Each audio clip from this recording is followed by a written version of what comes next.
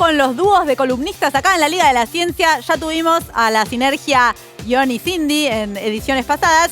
Y hoy vamos a tener algo muy, pero muy especial porque va a estar Consu con Sergio. Consu de Chicas en Tecnología con Sergio que sabe mucho de historia. Vamos a ver qué nos deparan, qué nos prepararon, cómo es que estos dos columnistas se potencian en una historia que nos va a sorprender. Así que primero le vamos a dar un gran aplauso a Consu. Consu.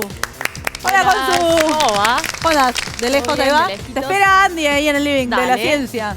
Y ahora le damos un aplauso a Sergio. Sergio, hola. Ahí está, Hola. el mejorito. Y ahí te espero yo en el escritorio. Perfecto, voy para ahí. ¿Qué nos trajeron para hoy? Qué maravilla tenerlos a los dos juntos. Esto me encanta. Qué bueno.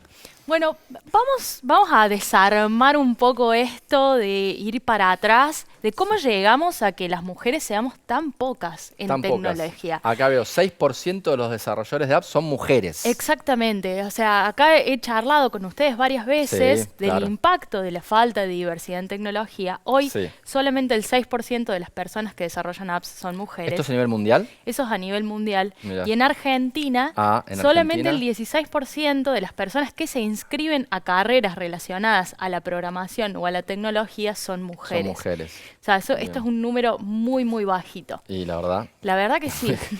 o sea, 16% es más que 6%, pero sigue siendo muy Sigue bajito. siendo muy bajo. ¿Esto siempre fue así? No. Ah. No siempre fue así. Este gráfico representa a la cantidad de alumnos en la carrera de Ciencias de la Computación. Y los porcentajes nos muestran la cantidad de mujeres que habían pero cambió en esas drásticamente. carreras. Mirá cómo cambió del 60 a la actualidad. actualidad. Este informe es del 2014. O sea, hay muy pocas mujeres estudiando la carrera de Ciencias de la Computación.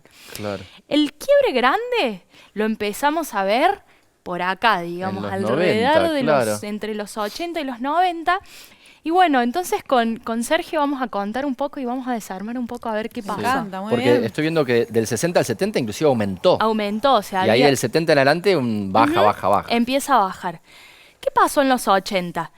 La computadora antes pertenecía al entorno científico, o sea, eran aparatos, eran máquinas gigantes que Claro. solamente vivían en el entorno científico y en los Claro. 80 la computadora se empieza a masivizar, empieza a llegar la computadora personal a las casas, Claro. los videojuegos y en ese momento se targetea, se ponen como caras de las publicidades de la computadora a varones. A varones, mira.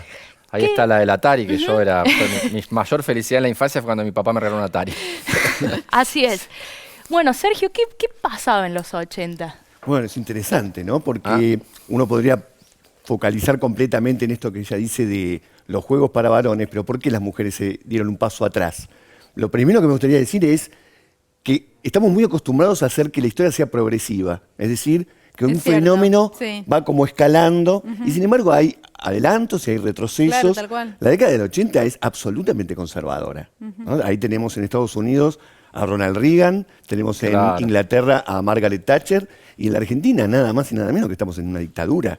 Claro. En los 80 estamos en una dictadura y el rol que se empieza a hablar de las mujeres, cuando en los 70 hubo un movimiento tan grande feminista, en los 80 se empieza a hablar de nuevo, la mujer tiene que estar en el hogar, tiene que estar en la casa, etcétera.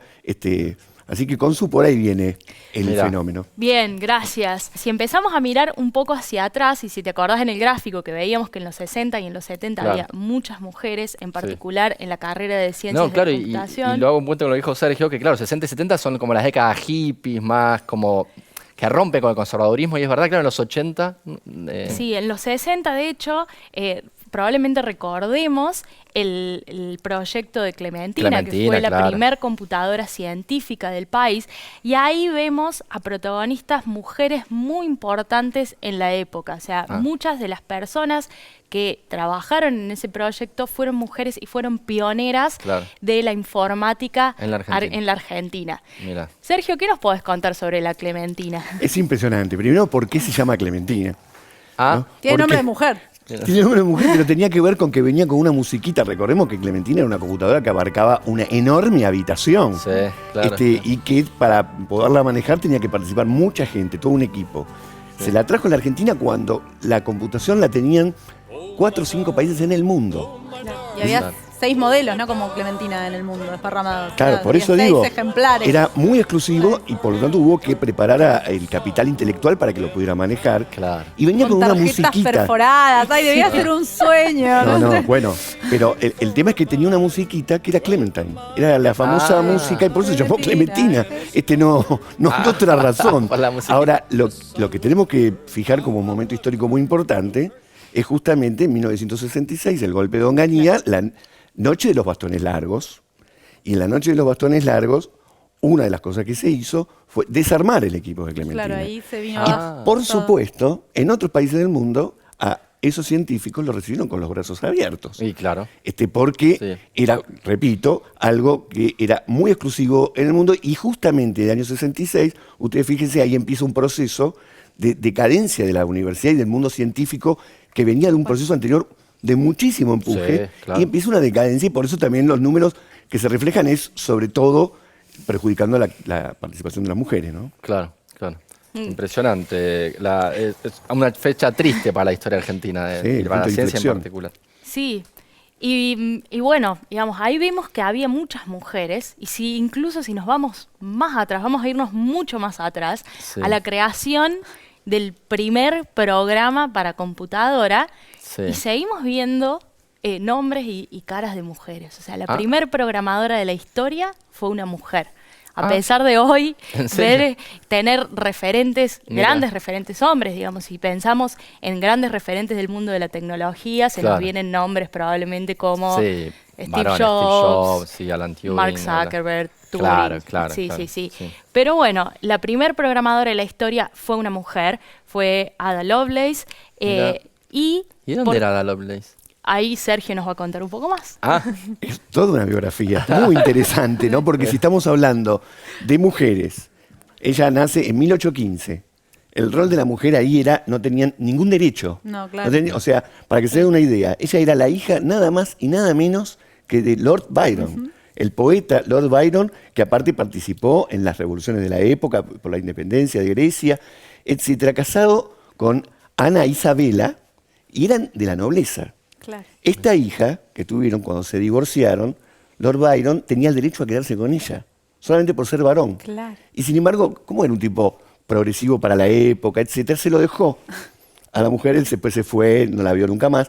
Pero Ana Isabel crió de tal forma a Lady Byron, para decirle de otra forma, que, por ejemplo, con esto solamente les doy, con esta pintura creo que lo pinta todo, le dio unos horarios de educación que era 8 de la mañana, ejercicios físicos, 9 de la mañana, clases de música, 10 de la mañana, clases de francés, y acá viene, 11 de la mañana, clases de matemáticas, Claro, todos los días. tal cual. Era una Wow. fanática, y no solamente que le daba clases de matemáticas, sino que la hizo que se junte con lo más granado de los intelectuales y científicos de la época. Por eso puede emerger una mujer en estas circunstancias tan excepcionales, si no, no había chance. Y que además, bueno, supongo que ahora Consu nos va a contar, pero ahí no era que había computadoras, había que pensar en las bases científicas de que era un algoritmo, de que era darle instrucciones a una máquina para que hiciera algo. O sea, era Bueno. algo muy revolucionario, lo que se tenía que tener una base matemática muy fuerte y una imaginación muy grande para que se te ocurran las cosas que se le ocurrieron a ella. Claro, pero ¿en qué contexto? En el contexto de la revolución industrial. Entonces ellos están viendo que está maquinizado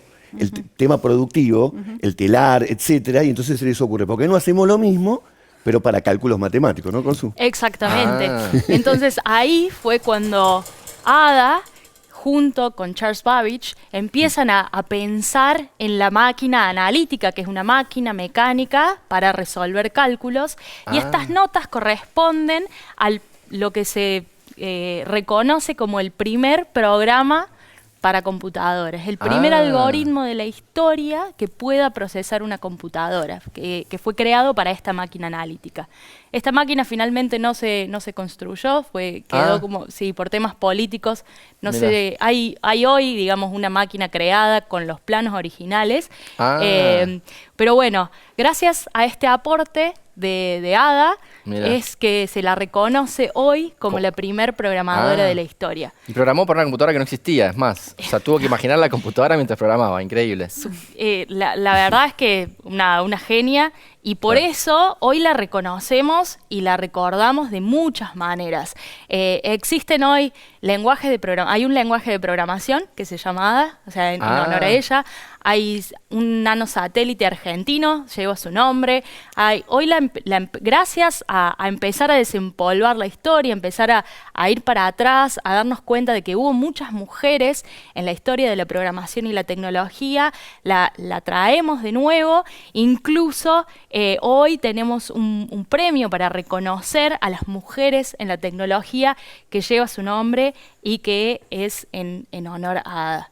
Así que bueno, un poco hemos desenredado y hemos entendido cómo es que llegamos a ser tan pocas y qué pasó para atrás y qué rol tuvimos las mujeres en la creación y en las bases de la programación y la tecnología. Y está buenísimo que si no fue siempre así, o sea que si ya hubo un montón de mujeres en tecnología, nada nos va a impedir que seamos de vuelta un montón de mujeres que tuvieron que ver en la programación de todas esas misiones a la luna, o sea que realmente podemos volver a hacer un montón de tecnología. Así que gracias Consu, gracias Sergio, me encantan estas sinergias, es una maravilla. Espectacular, sí, la verdad que... Queremos más dúos acá en la liga. Hay muchas interdisciplinas, hay muchas conexiones. Claro que sí, claro que sí. Me encantó, bueno, buenísimo, la verdad que aprendimos un montón y ojalá que sirva para cambiar el futuro también, para cambiar ese número de 6% y de 6% que nos mostraste. Y que, para que haya más chicas que se inspiren y más chicas que quieran entrar y aventurarse en el mundo de la programación y la tecnología.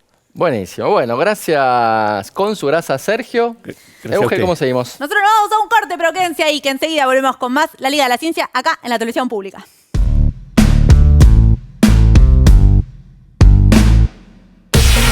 Hay un portal, hay un sitio, hay un canal donde el conocimiento toma la palabra.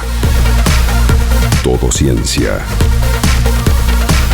Todociencia.com.ar. Mucho más que noticias científicas. Es nano, es mega, la liga de la ciencia es alfa.